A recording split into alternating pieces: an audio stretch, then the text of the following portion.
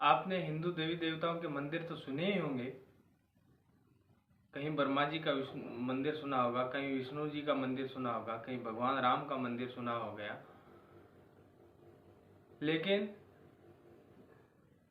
एक ऐसे शख्स हैं जिन्होंने एक आश्चर्यजनक मंदिर बनाया है। उत्तर प्रदेश के एक व्यक्ति हैं प्रभाकर मौर्य,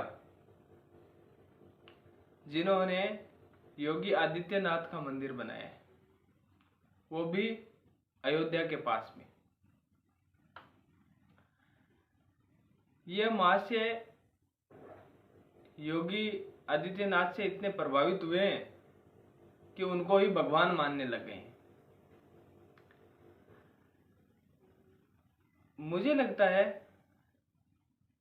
ऐसे व्यक्तियों में एक साइकोफोबिया होता है, जिनको उसके अलावा कुछ नजर नहीं आता। ये ऐसे लोग होते हैं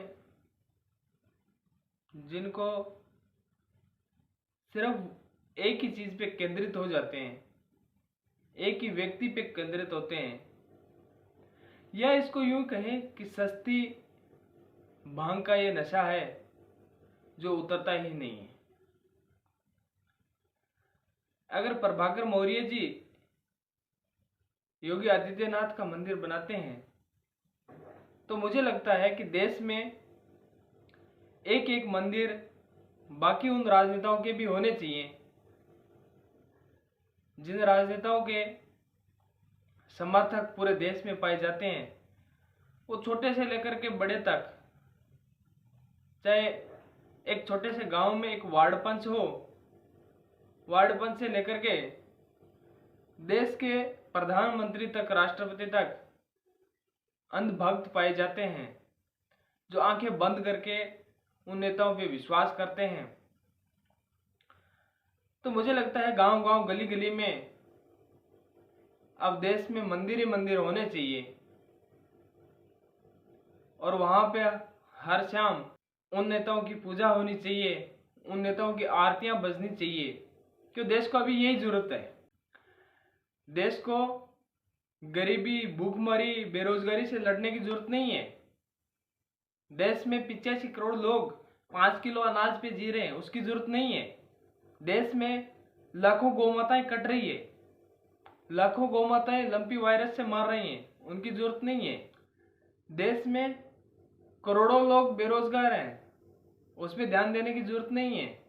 देश में रोज कत्लेआम होता है, उसकी जरूरत नहीं है, उस पर ध्यान देने की जरूरत नहीं है। देश में रोज लोग, किसान आत्महत्या करते हैं, लोग बेरोजगारी से, तंगहाली से, हालात खराब से, आर्थिक तंगी से सुसाइड करते हैं, लोग मर जाते हैं, लोग रोड एक्सीडेंट में मर जाते हैं, उनकी परवाह नहीं है। लेकिन हमें परवाह है योगी आदित्यनाथ के मंदिर की, हमें परवाह है मोदी के सूट की, हमें परवाह है देश के राजनेताओं की, हमें परवाह है कि कांग्रेस का अध्यक्ष कौन बनेगा, हमें परवाह है कि अगला चुनाव कौन लड़ेगा। शायद हम किस नशे में जी रहे हैं, हम कौन से देश में जी रहे हैं, हम किस व्यवस्था में जा रहे हैं, हम किस तरफ जा रहे हैं, ये हमें सोचने की बात है। तो मेरा कहना यही है कि ऐसी भांग देश में बैन होनी चाहिए, जिसमें ऐसा नशा होता हो कि कोई राजनेताओं का मंदिर बनाने के लिए तैयार हो जाता है और कोई राजनेताओं की भीड़ में जय हो के नारे लगाने लग जाता है। ऐसी भांग देश में बंद होनी चाहिए, ऐसा नशा देश में बंद हो जाना चाहिए, ताकि देश के लिए कुछ हो सके, देश को प्रगति के लिए आगे बढ़ाया जा सके, देश की समस्याओं का समाधान किया जाए, न कि राजनेताओं की रैलियों में, राजनेताओं की भीड़ में, राजनेताओं के पिछलगू बन के रह जाएं। वरना इतिहास के पन्नों में ये लिखा जाएगा आज नहीं कल लिखा जाएगा।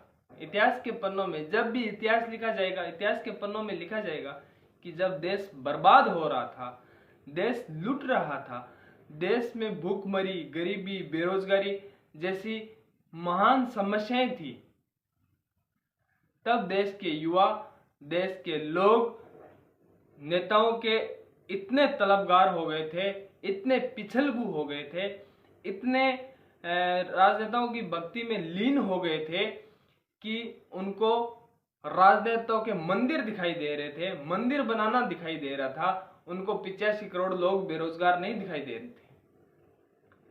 85 करोड़ लोग 5 किलो अनाज पे आश्रित हैं, ये दिखाई नहीं दे रहा था। जब देश बर्बाद हो रहा था, देश में हजारों रेप, हजारों मर्डर रोज हो रहे हैं, वो दिखाई नहीं दे रहा था। लेकिन उनको राजनेताओं के मंदिर दिखाई दे रहा था। और ये मीडिया पे, देश की दलाल मीडिया पे ऐसी खबरें प्रमुखता से दिखाई जाती है ताकि आपका ब्रेन वॉश किया जा सके। क्यों? क्योंकि आपको भूखमरी, गरीबी, बेरोजगारी आदि समस्याओं से आपका ध्यान भटका रहे, ऐसी समस्या को दबाया जा सके ताकि आप रोजगार की मांग नहीं करो, आप भूखमरी से निजात की मांग नहीं करो, आप देश में होते क्राइम, अत्याचार की बात नहीं करो। इसके लिए ये बातें प्रमुखता से दिखाई जाती है और ऐसा देश में हो रहा है। मेरा आपसे एक निवेदन, राजनेताओं के लिए देश की तमाम समस्याओं को दरकिनार मत कीजिए, वरना आने वाला इतिहास माफ नहीं करेगा। जय हिंद।